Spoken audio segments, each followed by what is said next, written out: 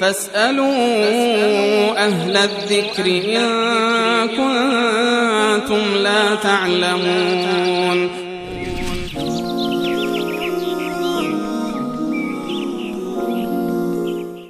آقا سید مهدی پرسیدن که اول بگین قرآن را چه کسی جمع‌آوری کرده و زمانش کی بوده؟ قرآن کریم در اصل در زمان پیامبر اکرم صلی الله علیه و سلم مجموعاً جمع بود، نوشته بود و در شماره از صحابه کرام که 4 تن از انصار بود، عبدالله بن مسعود و دیگران بود، مجموعه قرآن کریم را افراد حفظ مشخص داشتند. بودند در زمان رسول الله. مجموعه قرآن کریم را حفظ داشتند و مجموعه آیات قرآن کریم از وقتی که نازل میشد از جانب پیامبر اکرم صلی الله علیه و سلم توسط کاتبان وحی که معاویه رضی الله تعالی عنه یکی از آنها بود، زید بن ثابت رضی الله عنه یکی از آنها بود، علی رضی الله تعالی عنه یکی از آنها بود، ابوبکر صدیق هم یکی از آنها، عثمان و اینها هم یکی از آنها بود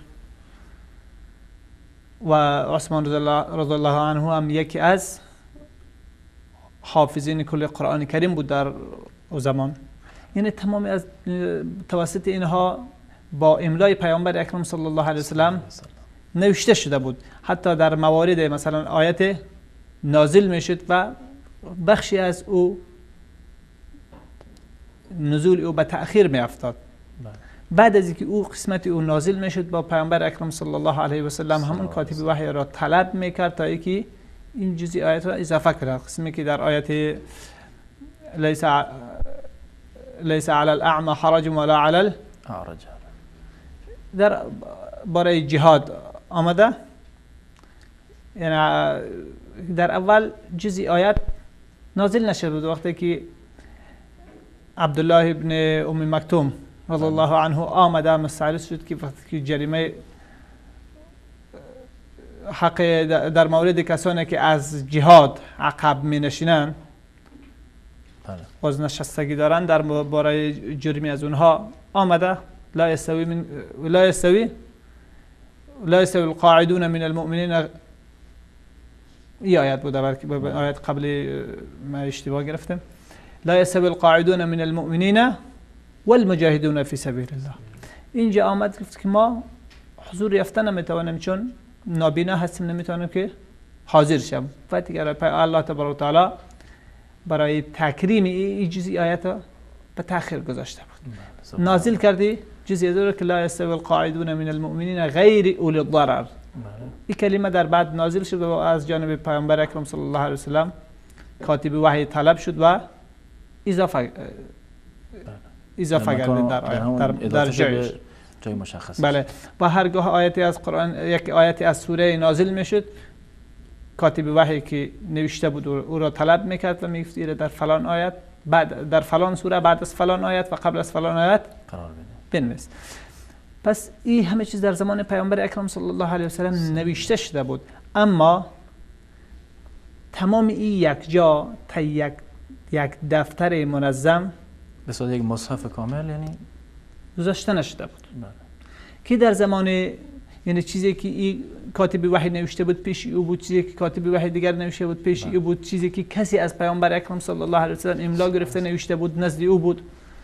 و بالاخره در زمان ابوبکر صدیق رضی الله تعالی عنه در جریان جنگ‌های ردت شمار زیادی از صحابه کرام که بیشتر از 70 تن از حافظان قرآن کریم بودند که حافظ کل قرآن کریم در جنگ‌های یمامه در برابر مسیلمه الکذاب به شهادت رسیدند.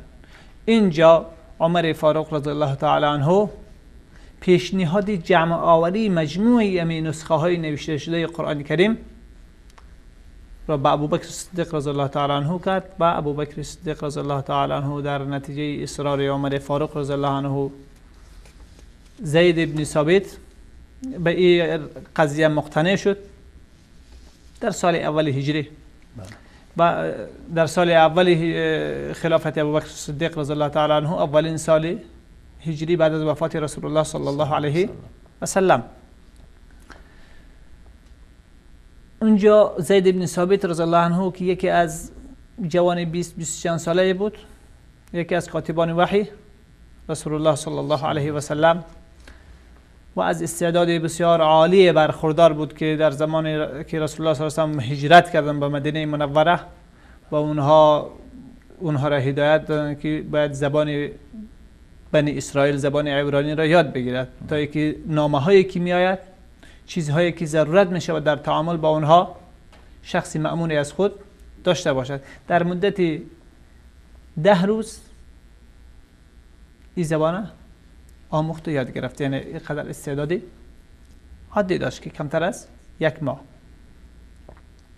یعنی در مدت کوتاه آموخت. بعد از او این مسئولیت بدوش گرفت و از تمام جاهایی که نوشته شده بود نزد هر آن کسی که بود با ایراد 2 شاهی که در حضور رسول الله صلی الله علیه و سلم و با املای رسول الله صلی الله علیه و سلم نوشته شده، قرآن کریم را جمع آوری کرد تا به اینکه 2 آیتی از اواخر سوره توبه و 1 آیت هم از 1 آیت 2 آیت از سوره احزاب، یعنی با چنین شکل یافت نشد. تنها یکی از صحابه کرام، خزیمه ابن ثابت رضی الله تعالی عنه که نبی اکرم صلی الله علیه و سلم او را ذو الشهادتین، یعنی گواهی او را برابر گواهی 2 نفر قرار داده بود، نوشته اینها را گرفته حاضر ساخت. اینجا بنابراین پیامبر اکرم صلی الله علیه و سلم او را ذو الشهادتین، گواهی اون را برابر گواهی 2 شخص قرار داده بود، بنابر قوت ایمان و صلابت یعنی ایمانی که از او در حادثه لمس کرده بود، حس کرده بود پیامبر اکرم صلی الله. پس از این پذیرفته شد. یعنی موضوعی بود که باید هر آنچه نوشته می بود، با آنکه این 2 آیت زید بن ثابت رضی الله تعالی عنه این 2 آیت را حفظ داشت، دیگران هم حفظ داشتن، ولی نوشته از پیامبر اکرم صلی الله علیه و هم برایش میخواستند و این نوشته تنها نزد خزیمه بن ثابت رضی الله تعالی عنه یافت شد. این جمع آوری اول قرآن کریم بود. در زمان ابوبکر صدیق هر سوره علاهده جدا گذاشته شد.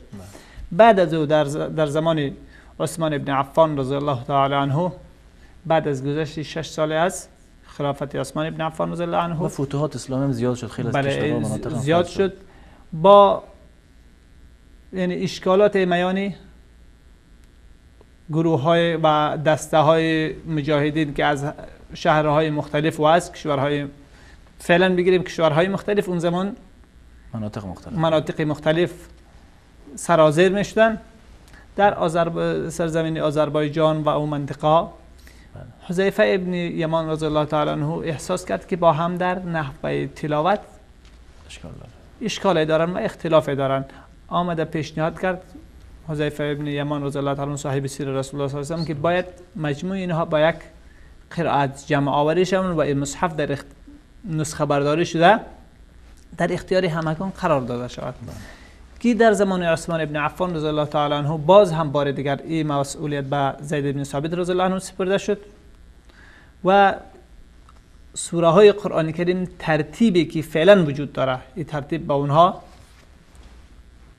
در این زمان داده شد، یعنی مرتب در این زمان مرتب گذاشته شد و در یک مصحف یک مصحف صرف مصحف در آمد فرمه. در زمان جمع زمان ابوبکر صدیق رضی الله تعالی عنه هر سوره جداگانه در جدا بود. یعنی تقریبا میشه گفت که خود عثمان رضی الله عنه کاری که ابوبکر شروع کرده بود رو کامل کرد و مثلا یک مصحف کامل در آورد.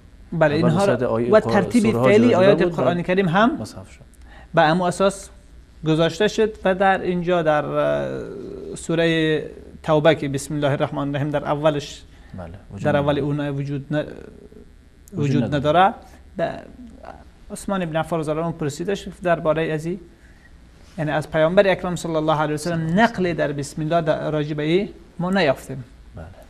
لذا در این اختلاف جزئی آیه سوره انفال است، یک سوره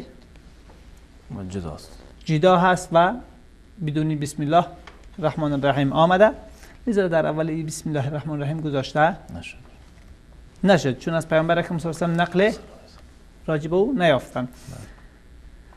بناهن این جمع دومی، جمع مرتب قرآن کریم در زمان عثمان ابن عفان رضی الله تعالی عنه بود و تا به حال محفوظ است.